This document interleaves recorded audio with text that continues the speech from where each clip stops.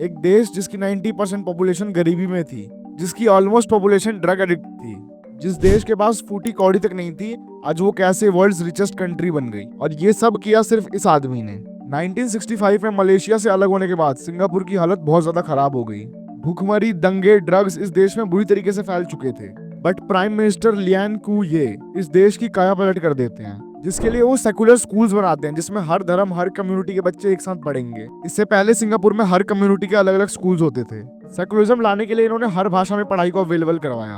और दूसरी इंपॉर्टेंट चीज इन्होंने करी करप्शन को खत्म, जिसके लिए उन्होंने सरकारी एम्प्लॉयज और पॉलिटिशियंस को बहुत ज्यादा हाई सैलरीज दी ताकि वो ब्राइब ना ले सके। इवन आज के टाइम पर भी सिंगापुर के प्राइम मिनिस्टर की एनुअल सैलरी 14 करोड़ रुपए है। इसके बाद ये हर सेक्टर की कंपनीज को टैक्स इंसेंटिव्स देते हैं, जिसके बाद बाहर की कंपनीज भी इस देश के अंदर इन्वेस्ट करती हैं और सिंगापुर की जीडीपी और जॉब्स दोनों में इंक्रीज होता है।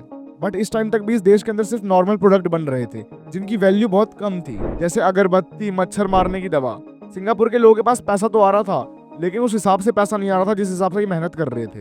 और लियान को ये का ये सपना था कि सिंगापुर दुनिया का सबसे रिचेस्ट कंट्री बने।